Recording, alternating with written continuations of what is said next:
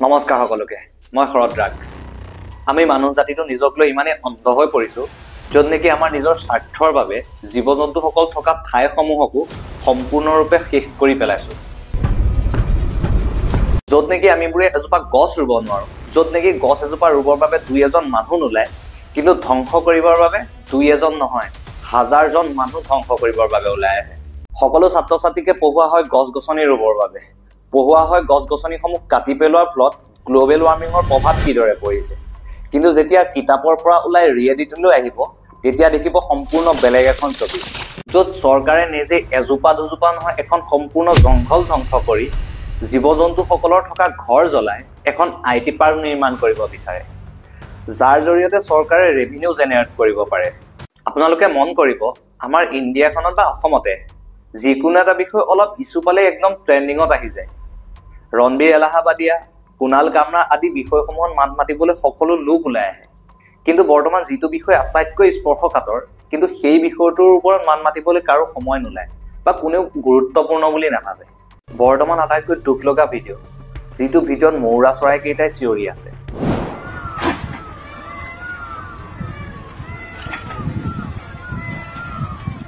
মোৰ অনুভৱ হয় মৌৰা চৰাইকেইটাই চিঞৰা নাই মৌৰা চৰাইকেইটাই কানি কানি কৈছে যে আমাক ৰক্ষা কৰক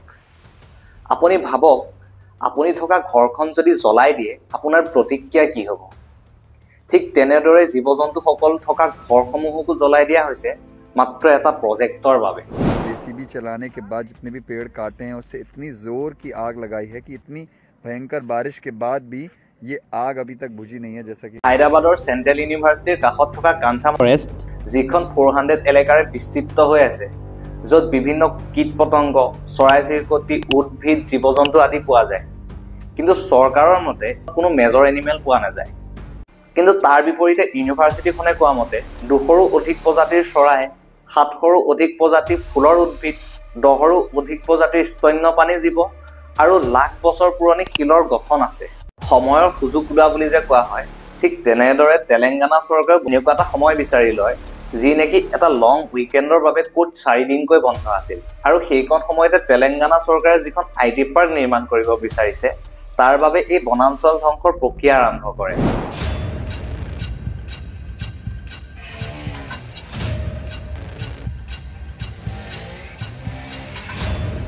এইখন সময়ত মানুহকে ধৰি জীৱ-জন্তুসকলেও শান্তিৰ নিদ্ৰা মাৰে সেইখন সময়ত জীৱ-জন্তুবোৰে নিজৰ ঘৰ এৰি ৰাস্তাত দৌৰিবলৈ আৰম্ভ কৰে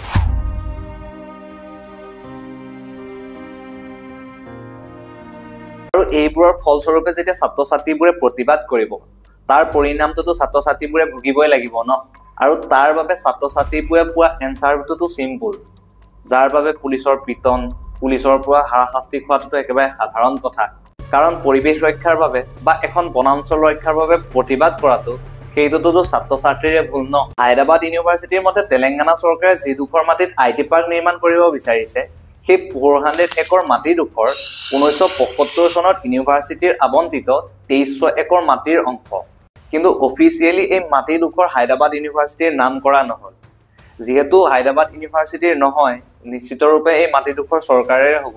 য'ত 2004 চনত চন্দ্ৰবাবু নাইডু চৰকাৰৰ দিনত স্পৰ্টছ ফেচিলিটিজ ডেভেলপ কৰিবলৈ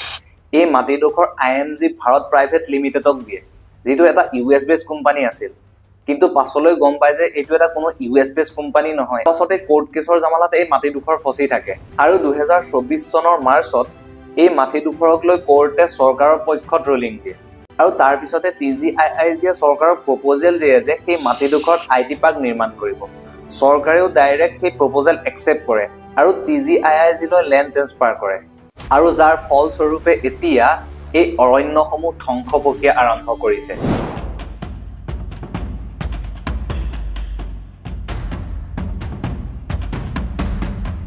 এতিয়া কথা হ'ল ডেভেলপমেণ্ট কৰিব বিচাৰিছে কৰক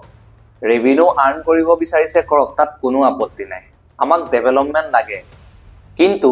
গোটেই বন্যপ্ৰাণীসমূহৰ ঘৰ ধ্বংস কৰি গোটেই জংঘল জ্বলাই আমাৰ নিজৰ স্বাৰ্থৰ বাবে কেৱল ডেভেলপমেণ্ট কৰিব বিচৰাটো কিমান যুক্তিসংগত বাৰু বৰ্তমান সময়ত এতিয়াও যথেষ্ট গছ-গছনি আছে আমি সুন্দৰভাৱে অক্সিজেন লৈ আছো তাৰ বাবে টেনচন ল'বলগীয়া কোনো কথা নাই কিন্তু যিটো গতিত গছ-গছনি কাটিছে যিটো গতিত এই অৰণ্যসমূহ ধ্বংস কৰিবলৈ ধৰিছে তাৰ ফল ভৱিষ্যত প্ৰজন্মই কিন্তু ভুগিব।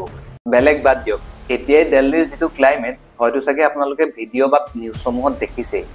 As national capital Delhi woke to another foggy morning as air quality continues to dip further in the India's capital, Delhi, has overtaken the Pakistani city of Lahore as the most polluted city on earth. India's national capital struggles to breathe as its air quality has deteriorated to very poor. ভাবক, এতিয়াই এনেকুৱা এটা পৰিস্থিতি, যদি এনেকৈ সদায় ধ্বংসই হৈ গৈ থাকে তেনেহ'লে আগলৈ ভাবক কেনেকুৱা এটা ভয়ংকৰ পৰিস্থিতিৰ সন্মুখীন কৰিব লাগিব সকলো। ভাবক এটা গছ পুলি ডাঙৰ হ'বলৈ কিমান সময়ৰ প্ৰয়োজন হয়। ঠিক তেনেদৰে হাজাৰজোপা গছ লতা ডাঙৰ হৈ এখন অৰণ্য বা এখন বনাঞ্চল হ'বলৈ কিমান বেছি সময়ৰ প্ৰয়োজন হ'ব। কিন্তু ধ্বংস কৰিবলৈ আমাক সময় নালাগে, এৰাতিৰ ভিতৰতে সকলো শেষ কৰি দিব পাৰি। ঠিক এনেদৰে আমি ধন্যবাদ জনাব লাগিব যিসকল ষ্টুডেণ্ট, টিচাৰ, প্ৰফেচাৰ সকলোৱে মিলি এটা গণতান্ত্ৰিকভাৱে এটা বৃহৎ প্ৰতিবাদ কৰে আৰু যাৰ ফলত এই বিষয়টো সুপ্ৰিম কোৰ্টলৈ যায় আৰু সুপ্ৰিম কোৰ্টে এই ধ্বংস প্ৰক্ৰিয়াটো সাময়িকভাৱে স্থগিতৰ আদেশ জাৰি কৰিছে। কেৱল 5 জুন তাৰিখে এজোপা গছ ৰুই এখন ফ্লেক্স লৈ ছ'চিয়েল মিডিয়াত ক'লেই নহয় যে গছ থাকিলেহে মানুহ থাকিব। মাত মতাৰ সময় এইকণ, মাত মাতক সকলোৱে। গছ-গছনি আৰু বনাঞ্চলসমূহ আমাৰ ভৱিষ্যত প্ৰজন্মৰ বাবে এখন সেউজ আশ্ৰয়। তাক সংৰক্ষণ কৰাটো আমাৰ সকলোৰে দায়িত্ব,